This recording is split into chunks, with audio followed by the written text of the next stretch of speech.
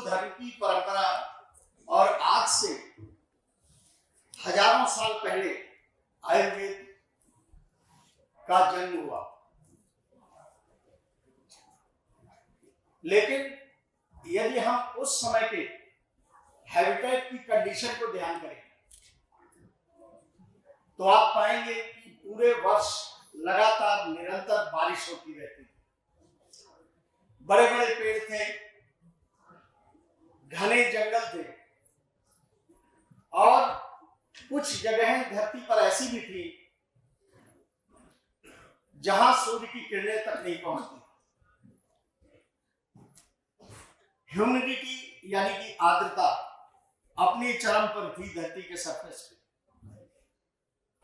और उस समय पर जो भी बीमारियां लोगों को हो रही थी वो त्रिदोष के कारण हो रही थी, यानी कि वात, पित्त और कफ के कारण शरीर में अलग अलग तरह की परेशानियां आ रही। आज वातावरण बदल गया है। आज वो चीजें जब आयुर्वेद का जन्म हुआ वो चीजें आज एग्जिस्ट नहीं कर रही, वो चीजें आज दिखाई नहीं दे रही और बीमारियों का कारण बदल गया है। आपको मैं ये बताना चाहूंगा कि दुनिया भर में लगभग 128 प्रकार की स्वास्थ्य प्रणालियां हैं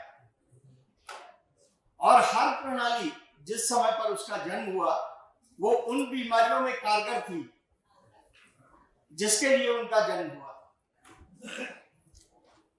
जब भी हमारे वातावरण में हैबिटेट में परिवर्तन होता है तो कुछ नए तरह की बीमारियों का जन्म होता है और जब उन बीमारियों का निदान उस समय पर उपस्थित, उस समय पर मौजूद स्वास्थ्य प्रणालियों में नहीं मिलता है तो एक नई प्रणाली का जन्म होता है।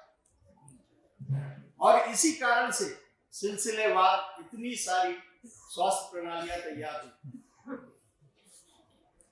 आयुर्वेद जिसका जन्म हमारे वेदों से है, उपनिषदों से है, हमारे देश से है, इसमें कोई शंका नहीं है कि ये बहुत ही उच्चतम स्वास्थ्य प्रणाली थी।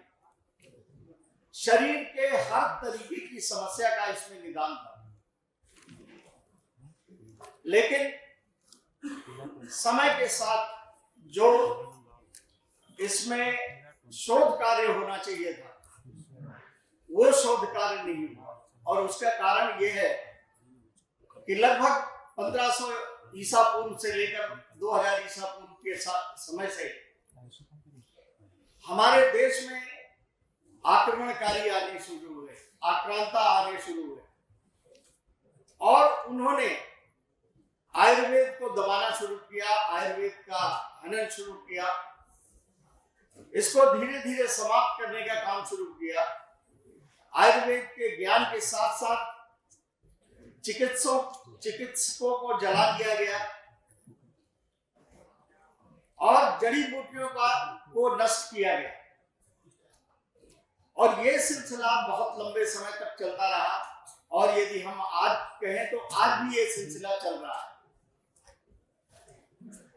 आज बीमारियों का जो मुख्य कारण है वह है प्रदूषण और शरीर के अंदर जो विषाक्त चीजें जा रही हैं वो बीमारियों का मुख्य कारण है। और जब तक किसी भी बीमारी के कारण को हल नहीं किया जाएगा तब तक उसका साध्य होना, उसको ठीक होना संभव नहीं। अब यदि देखा जाए जो हमारा खान पान है वो पूरी तरह से प्रदूषित है। हवा प्रदूषित है, जल प्रदूषित है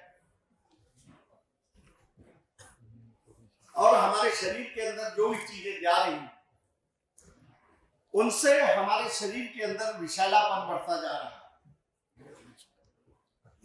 और इस विषैलेपन को दूर करने के लिए, क्योंकि यह एक इमरजेंसी सिचुएशन क्रिएट होती है बॉडी के अंदर, तो उसे दूर करने के लिए हमारी जो प्रतिरोधक क्षमता है उसको एक एक्स्ट्रा काम मिल जाता है, अलग से काम मिल जाता है। जबकि प्रतिरोधक क्षमता का मुख्य काम है बाहर से आने वाली किसी भी चीज को रोकना और नष्ट करना, और अंदरूनी रखरखाव, जो भी चीजें हमारे शरीर के अंदर, जो भी ऑर्गन्स खराब हुए हैं, उनका ठीक से रखरखाव करना, मेंटेनेंस करना और उन्हें रिपेयर करना। तो पहले तो जो ये खान पान हमारा सिलसिला चल रहा है, उससे ही इम्यूनिटी कमजोर हो गई है। जो हमारी प्रतिरोधक क्षमता है वो दुर्बल होती जा रही है, और उसके ऊपर से ये जो विषैलापन हमारे शरीर के अंदर जा रहा है, इवन जब हम गहन सोच में होते हैं तब भी हमारे शरीर में एक तरह का विष का निर्माण होता है। और इन सब चीजों को हटाने के लिए आज इम्यूनिटी अपनी पूरी ताकत लगा देती है, और यही कारण है कि जो हमारी प्रतिरोधक क्षमता है वो उन कामों को नहीं कर पा रही जो उनके बुनियादी काम थे, यानी कि शरीर के इंटरनल ऑर्गन्स का रखरखाव करना और बाहर से आने वाली चीजों को रोकना। लगभग 300 साल पहले जब अंग्रेज आए तो उन्होंने मॉडर्न मेडिसिन सिस्टम को इंट्रोड्यूस किया, और 19वीं सदी के अंत में और 20वीं सदी की शुरुआत में आपने यदि सुना होगा तो उस समय पर कुछ ऐसी भीषण बीमारियां हुई दुनिया भर में जिन्हें चेचक, हैजा और प्लेग के नाम से जाना जाता, और ये इतनी खतरनाक थी कि इन्हें महामारियां कहा गया। और उस समय पर यदि किसी को भी अपनी जान बचानी होती थी तो वो अपना गांव और शहर छोड़कर भाग जाते थे, वरना निश्चित था कि मृत्यु होगी ही होगी। और इस समय पर मॉडर्न मेडिसिन सिस्टम ने बहुत बड़ा काम किया। एंटीबायोटिक्स, पेनिसिलिन का जन्म हुआ, और इस दवा ने इतना अच्छा काम किया कि पूरी धरती से इन बीमारियों का नामो निशान हटा दिया। और आज यदि ये बीमारियां कहीं भी दुनिया भर में होती हैं तो उन्हें तत्काल कंट्रोल कर लिया जाता है। और ये स्टेपिंग स्टोन था। लोगों ने जब ये चमत्कार देखा तो लोग बहुत प्रभावित हुए, और इसके कारण ये मॉडर्न मेडिसिन सिस्टम उभरता उठता चला गया। और जैसे जैसे मॉडर्न मेडिसिन सिस्टम ऊपर आ रहा था, आयुर्वेद का पतन होता चला गया। सबसे बड़ी कमी थी कि आयुर्वेद पे थिंकर्स नहीं थे हमारे यहाँ। आज भी हम जिनकी बात करते हैं वो हजारों साल पहले की बात करते हैं। आज आयुर्वेद के वास्तविक थिंकर्स नहीं है जो आयुर्वेद पर शोध करके नई औषधियों का निर्माण कर सके, आज की बीमारियों के अनुरूप औषधियों को डेवलप कर सके, वह नहीं। आयुर्वेद के बारे में बात कर रहे हैं, बहुत सारी कंपनियां दवा बना रही हैं, नए नए लेबल, नए नए बॉटल्स में वही चीज भरी जा रही है, पुराने फॉर्मूले को ही आगे बढ़ाया जा रहा है। लेकिन जब बीमारियों का कारण बदल गया है तो ये फॉर्मूले कैसे आपको असाध्य बीमारियों से दूर करेंगे। आज से लगभग 30 साल पहले फौज में रहते हुए ही मुझे कुछ ऐसा एहसास हुआ। मैं आपको ये बताना चाहूंगा इससे पहले कि आगे बोलूं कि मैं पेशे से डॉक्टर नहीं हूं, और ना ही मैंने डॉक्टरी के बारे में कोई औपचारिक शिक्षा ली, लेकिन पिछले 25 सालों में लगभग 2 लाख पेशेंट मैंने अलग अलग बीमारियों के 18 देशों में ठीक किए हैं। और ऐसी कोई भी बीमारी नहीं है, कैंसर से लेके कोरोना, और इवन ऐसी बीमारियां जिनका अन्य पद्धतियों में लिखा हुआ है कि कोई इलाज नहीं है, उन बीमारियों को भी मैंने अपने इलाज की पद्धति से ठीक किया। तो मैं ये कहना चाहूंगा कि आयुर्वेद, इसमें कोई शंका नहीं है कि बहुत बड़ी हमारी परंपरा है और बहुत वो है, लेकिन हमें आयुर्वेद का उत्थान करना होगा। आयुर्वेद को इस लायक बनाना होगा कि जो लोग आज मॉडर्न मेडिसिन में जा रहे हैं वो वहां जाना बंद कर दें। मैं एक बात ये बताना चाहूंगा कि अभी कुछ समय से, पिछले 4-5 सालों से लोगों को ये एहसास हुआ कि मॉडर्न मेडिसिन में साइड इफेक्ट है, कि मॉडर्न मेडिसिन में बहुत ज्यादा साइड इफेक्ट है, और यह सच्चाई है। आप यदि किसी का भी बीमारी का सिलसिला ग्राफ उठाकर देखेंगे तो पाएंगे कि यदि 30, 35, 40 की उम्र में कोई आदमी पहली बार डॉक्टर के पास जाता है और एक बीमारी की दवा लेना शुरू करता है, तो जब भी उसकी मृत्यु होती है 70, 75, 80 जो भी उसकी आयु है, क्योंकि मृत्यु निर्धारित है तो होगी ही, सभी की होती है जो भी जन्म लेगा, तो वो 5 से 6 बीमारियों के साथ जाता है दुनिया से। लेकिन फिर भी हम इसे स्वास्थ्य पद्धति मान रहे हैं। एक drugs and magical remedies act 1954, ये एक्ट अंग्रेजों मॉडर्न मेडिसिन सिस्टम ने जोर देकर बनवाया था हमारे देश में, और आयुर्वेद के सभी उपचार या बाकी जितनी भी पद्धतियां थी उनके ऊपर ये लगा दिया गया था बैन कि को कभी भी अपनी किसी भी चीज का प्रचार नहीं कर सकते कि इससे लोग ठीक होते हैं। और एक मेरा अनुभव और है, जब मैंने पहली बार प्रोग्राम देना शुरू किया टीवी चैनल पे, तो मुझसे ये कहा गया कि आप किसी भी चीज को क्योर करने की बात नहीं करेंगे, वरना हम इसे नहीं चला पाएंगे, क्योंकि ये एक्ट लागू होता है और कोई भी बीमारी क्योर नहीं की जा सकती।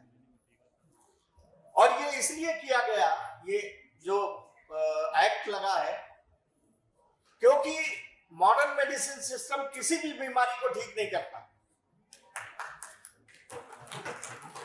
आप लोगों को मेरी बात पर विश्वास नहीं होगा, इसलिए तालियां कम बजी हैं, लेकिन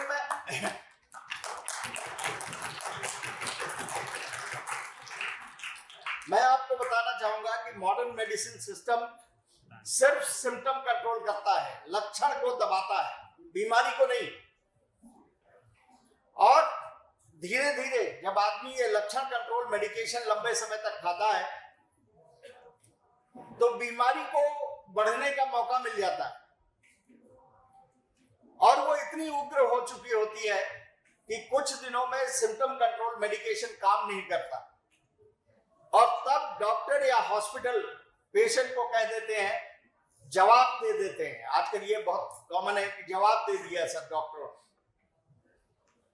तो जब इतने सालों से इलाज कर रहे थे तो जवाब देने का हक कैसे मिल गया तुम्हें? पेशेंट क्यों नहीं ठीक हुआ?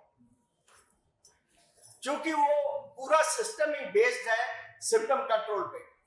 मैं ये नहीं कहता कि सिम्टम कंट्रोल करना गलत है, बहुत अच्छी बात है, क्योंकि लक्षण ही पेशेंट की बीमारी परेशानी होती है।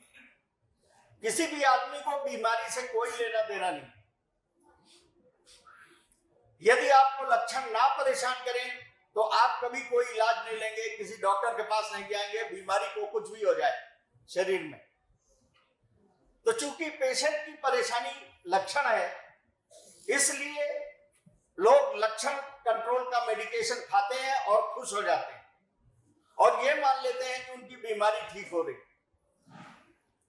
जो भी आदमी आपको ये दवा देता है वो अंदर से जान रहा होता है अपनी आत्मा से कि हम इसकी बीमारी को ठीक नहीं कर रहे,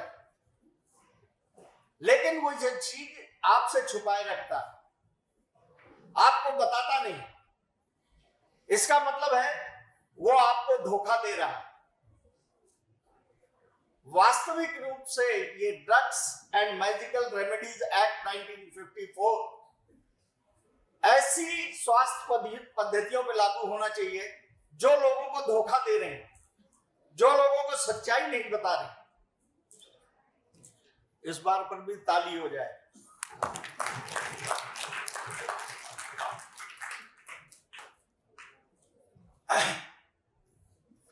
मैंने पिछले 25 सालों में